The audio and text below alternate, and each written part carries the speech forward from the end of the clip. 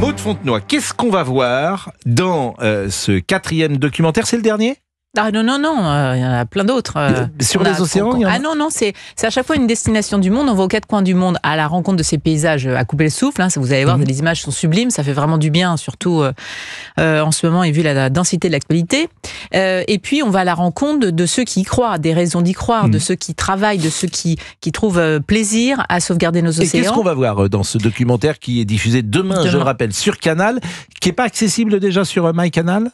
Non, absolument pas. C'est à partir de demain qu'il sera accessible sur la plateforme, bien évidemment. Il sera diffusé en premium, si j'ose dire, à 23h, et puis après, on pourra le revoir. Absolument. Qu'est-ce qu'on va voir dedans? Alors, en fait, l'idée, là, sur ce documentaire en Polynésie, c'est comme dans les autres, c'est d'aller à la rencontre d'une destination. La Polynésie, c'est français, ça paraît très loin, mais c'est un paysage incroyable, sublime, et puis des gens qui ont vraiment un lien charnel avec l'océan, qui ont un lien spirituel avec la mer. Les pêcheurs qui vont au large, ils vont s'arrêter au niveau de la barrière de corail, stopper des bateaux de pêche et prier pour que les océans puissent leur apporter la nourriture, préserver leurs bateaux, les sauvegarder. Donc il y a vraiment un lien très très fort, une force toute particulière dans cet océan. Et puis on va à la rencontre de ceux qui étudient, par exemple, je pense à un scientifique dans ce numéro qui étudie des petits coquillages qui ont un antidouleur plus puissant que 1000 fois plus puissant que la morphine et qui est applicable à l'humain. Donc faut savoir que c'est 22 000 médicaments qui viennent du milieu marin. Donc c'est la trousse à pharmacie de demain qui est dans l'océan. On comprend aussi que l'oxygène que l'on respire, un poumon sur 2, qui est fourni par l'océan, c'est le premier régulateur du climat. Ce sont les énergies marines renouvelables. Il y a les énergies qui viennent du fond de l'océan avec les différences de température, les différences de salinité. Et on va vraiment sur le terrain de l'application. C'est pas que de la théorie, c'est l'application. C'est exactement comment la nature, nous et les océans en particulier, nous donne des solutions pour répondre à nos problématiques actuelles. Et c'est comment le biomimétisme, c'est comment on s'inspire de la nature, comment la mer vient au secours de la terre. Et donc ça donne déjà beaucoup de solutions, beaucoup de clés, on apprend beaucoup de choses et puis ça vous fait voyager dans un pays vraiment magnifique, et plein on a de soleil. tous envie évidemment d'aller une fois en Polynésie française, même lorsque vous avez dit ça nous paraît loin, c'est loin. Oui. C'est-à-dire c'est 24 heures pour y aller en avion. Il y a le coût également parce que c'est pas donné forcément, c'est un certain prix. En plus vous ne partez pas tout seul, mais c'est peut-être à faire une fois dans sa vie. Tout à fait. Voyage, lorsque justement on parlait tout à l'heure de la lettre au Père Noël.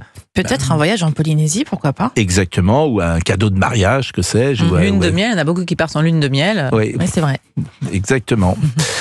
Il est 11h40. Il y a Michel Drucker. Non, mais attends, Michel, faut que tu viennes. Magnifique. Formidable. Rentrez, monsieur Drucker. Monsieur Drucker rentre, 11h40, madame, on voit messieurs. ça qu'ici, hein. Mais alors, monsieur Drucker est en train de rentrer. Mais rentrez, monsieur Drucker. Vous savez, on parle de vous depuis ce matin. Quand on marche. Oui, mais il faut parler dans le micro. Il faut parler dans le micro, monsieur Drucker. On Drucker. sent que les sondages ont été bons. Ça se sent quand on marche. Moi, je vous aime. Moi, je tiens à vous dire, je vous aime. Et pourquoi Michel est là aujourd'hui? Parce que vous vous rendez compte, le 20 novembre, on est le 20 novembre aujourd'hui, le 20 novembre 1964, il intervenait pour la première fois à la télévision. Incroyable. Alors vous n'étiez pas né, bien sûr, Géraldine n'était pas née, en régie personne n'était né, Maud n'était pas né, personne n'était né, et moi j'avais 2 mois.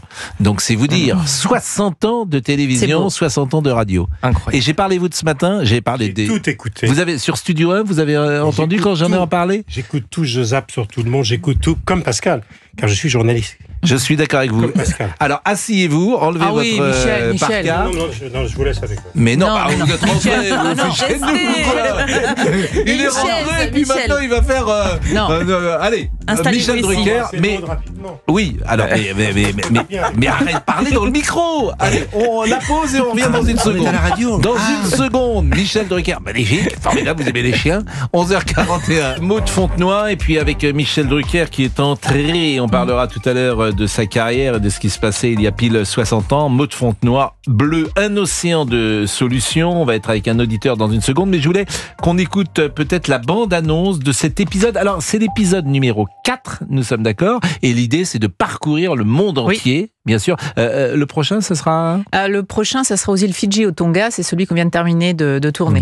Quelle chance vous avez quand même, c'est un pays merveilleux de pouvoir voyager dans le monde entier et de faire des documentaires? Parce que à chaque fois, vous restez combien de temps? La vérité, c'est que comme j'ai 5 enfants et qu'on compte en nombre de dodos, il faut que je fasse hyper vite et que je promets à chaque fois, je fais pas plus que 14 dodos. Donc, je tourne de très très tôt jusqu'à très très tard, non-stop. Et Michel connaît mon énergie, voilà. Donc, l'équipe, elle suit derrière, mais il faut y aller. Alors, écoutons cet extrait, cette bande-annonce, et je rappelle que c'est programmé demain soir sur Canal à 23h. Nouvelle étape du tour du monde des océans de Maud Fontenoy, la Polynésie. On est vraiment petit devant l'immensité de cet océan. Notre avenir à tous dépend du royaume des mers. Aventurons-nous dans ce grand bleu, cet océan de solutions. Gros plan sur les innovations écologiques et environnementales à la rencontre de ceux qui cherchent à faire bouger les lignes. Création documentaire, Bleu, un océan de solutions, la Polynésie, seulement sur Canal+. Il est 11h47, je crois que nous sommes avec Didier qui voulait interroger. Bonjour Didier. Bonjour Pascal. Didier, vous êtes traiteur?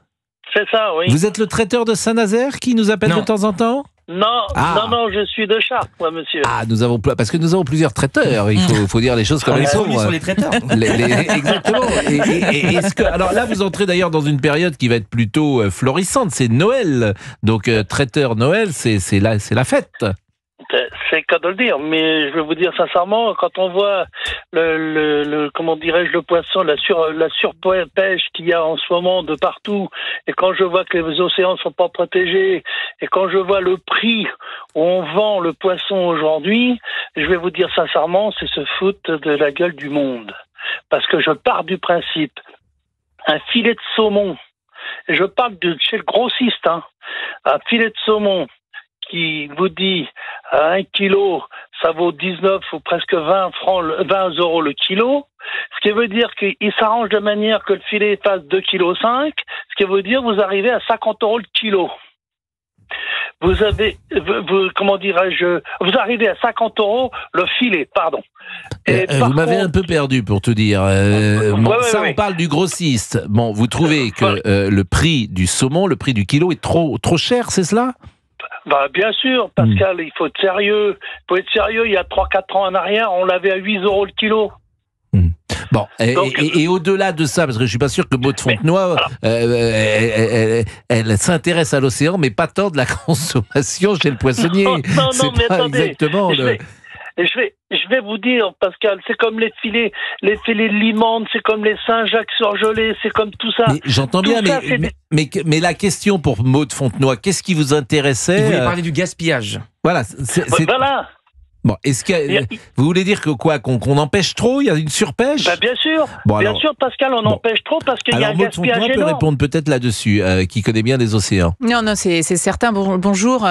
On a surexploité nos océans et on a énormément de gaspillage parce qu'il y a 7 millions de tonnes de poissons qui sont malheureusement rejetés à la mer parce qu'ils correspondent pas aux quotas, parce qu'ils ont été écrasés par les filets. Il y a beaucoup de pêche accessoire aussi. Vous savez qu'on pêche des poissons qui n'ont rien à faire et qui sont malheureusement rejetés morts. Et puis, c'est vrai qu'il va falloir qu'on consomme un peu différemment, c'est-à-dire qu'il va falloir qu'on arrête un peu le thon rouge, l'espadon, le marlin, qui sont des poissons de fin de chaîne alimentaire, qui sont souvent plus chargés en métaux lourds, et prendre des poissons de début, c'est-à-dire des poissons plus petits comme le maquereau, la sardine, le hareng. Et puis il va falloir qu'on aille vers un élevage un peu plus raisonné, un peu plus intelligent peut-être, parce que quand on prend son thon rouge, bien il va falloir faire, pour 1 kilo de thon rouge, tu dois environ utiliser 8 à 10 kilos d'une farine d'un autre poisson pour nourrir ton kilo de thon rouge. Donc au final, c'est absolument pas durable, on va dire. Et puis, il va falloir qu'on aille vers les algues et c'est le produit d'avenir. Bon, dans ce documentaire, évidemment, il y a les sujets dont on vient de parler, mais il y a aussi, et moi j'aime beaucoup ça, les rencontres avec les hommes, les femmes. C'est ça quand même qui est aussi intéressant.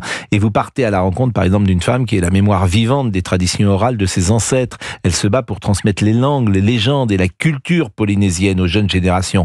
Et j'ai l'impression, effectivement, qu'il y a quelque chose, lorsqu'on va en Polynésie, on voit une vie d'avant. Alors que lorsqu'on est ici, en France, des témoignages de la vie d'avant, il y en a peu. Beaucoup se sont mis au goût du jour. Non, c'est vrai qu'il y a cet attachement au territoire qui est très fort, avec des traditions qui perdurent aujourd'hui. Je vous disais que j'avais accouché 2 de mes enfants là-bas, et que là-bas, la tradition, c'est de te donner ton placenta quand tu sors de l'hôpital. Pourquoi ? Parce que pour eux, c'est très important d'avoir un contact avec la terre, et donc tu vas planter sous un arbre si tu veux qu'il ait un lien avec la terre, et tu vas le mettre derrière la barrière de corail si tu veux que ton enfant ait un lien éternel avec l'océan.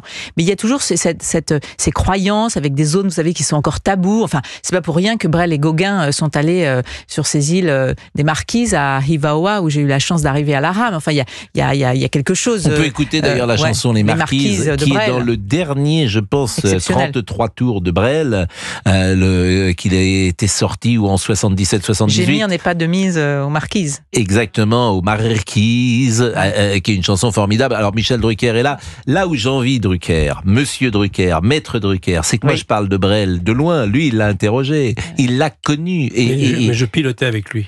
Mais oui, c'est ça qui est fou. Car il avait tous ses diplômes de pilote. Et à la fin de sa vie, il allait d'île en île déposer le courrier avec son bimoteur. Qui est toujours exposé sur l'île de Hivaoa. Voilà. Dans le petit musée, il y a le petit avion de Brel. Parlez-moi de Louis XIV. Parlez-moi de Louis XIV.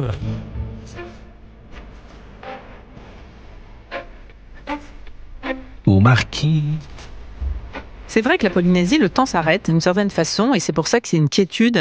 C'est loin, c'est vrai, encore plus quand on y va à la rame, parce qu'on met 5 mois, mais néanmoins, c'est vraiment... Parce que vous êtes allé à la rame. Eh ben oui, pourquoi faire simple quand on peut faire compliqué ? Mais en l'occurrence, c'est vrai que tu apprécies d'autant plus. Quand tu arrives sur Hivaoa, après avoir ramé pendant 5 mois, je peux te dire que... C'est vrai que je connais des gens qui rament depuis plus de 5 mois en même temps. Mais vous me regardez là, pas la chose. Mais vous êtes comment dire, un bébé Drucker. Il vous a regardé avec amour. Vous êtes au début, là, vous allez ramer 60 ans maintenant. C'est une des fées qui s'est penchée sur votre berceau et qui a dit tu seras fantaisiste. Enfin, en tout cas, Michel m'a accueilli très gentiment lors d'un tournage de Vivement Dimanche. Et j'ai beaucoup appris en le regardant. Mais alors, je le dis à chaque fois parce qu'il y a plusieurs Drucker. Il y a le Drucker journaliste de sport, il y a le Drucker grand metteur en scène des soirées que vous connaissez, mais il y a un Drucker très novateur dans les rendez-vous du dimanche, dans une émission qu'il faisait ici sur Europe qui s'appelait Studio numéro 1, où il est incroyablement journaliste, où il annonce le grand journal avant le grand journal, où il reçoit tous les témoins de l'actualité, et c'est dans les années 75, souvent je vous en parle des rendez-vous du dimanche, vous êtes avec Simone de Beauvoir, vous êtes avec tout le cinéma français, vous êtes avec toute la variété française. Avec Robert Mitchum. Et exactement, et c'est ni plus ni moins qu'un grand journal de la culture que vous faites. C'est bien que vous ayez cette mémoire des vieux. Arrêtez. Non mais, Pascal, vous savez l'affection que j'ai pour vous, c'est que vous avez la mémoire. Ça se perd. Comme dirait Ferré, avec le temps, tout s'en va.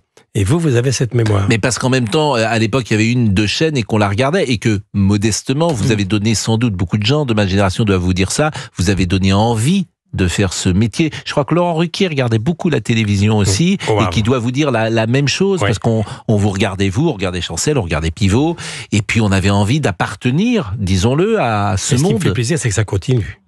Bien sûr. Vous savez quel cadeau d'anniversaire je me suis fait ? Non. Il passe dimanche, et c'est pour vous. Mais vous dites ça à tout le monde que c'est pour vous. Je vous connais. À chaque fois, dès que vous voyez quelqu'un, vous lui dites c'est pour vous.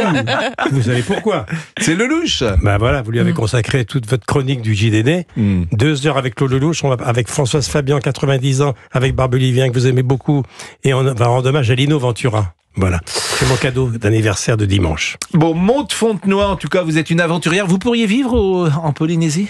Largement. Alors, c'est vrai que ça fait loin de le reste de la famille, mais si tu emmènes tous tes enfants... Bien sûr, mais est-ce que vous pourriez vivre avec tous les enfants ? Est-ce qu'il y a une vie possible ?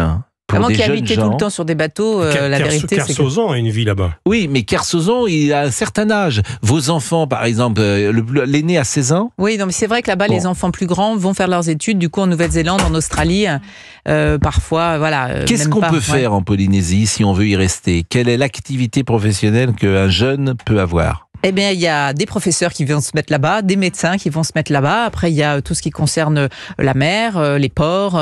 Voilà, non, il y a des activités exceptionnelles et c'est surtout un cadre de vie incroyable. Mais je remercie Michel vraiment de s'être arrêté sur le plateau parce que moi, Michel, il m'a donné ma chance en télévision. J'ai commencé la télévision grâce à Michel Drucker. Donc, vous disiez, il y a plusieurs Michel Drucker. Il y a aussi le Michel Drucker qui donnait sa chance à des petits jeunes. Voilà, et moi, j'arrivais à la rame et Michel Drucker, il m'a dit, si tu veux, tu viens t'asseoir toutes les semaines sur le canapé rouge. Et j'ai jamais été aussi stressée de ma vie que quand je rentrais sur le plateau de Michel Drucker pour faire ma petite chronique sur l'environnement. Mais Michel, et vous savez que nous, on a une chanson fétiche ici avec monsieur Olivier Guénec. Et cette chanson fétiche, c'est d'amour et d'amitié. Et régulièrement, nous l'écoutons.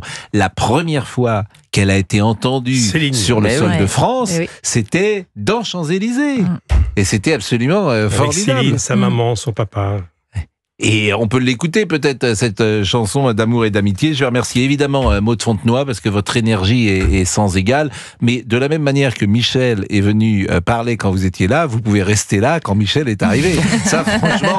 Je vais chez notre ami William Lémergie. C'est vrai ? Tout de suite. Bon, vous l'embrassez. Mais merci en tout cas pour votre énergie. Merci pour ces documentaires régulièrement diffusés sur Canal. Et puis de nous faire voyager.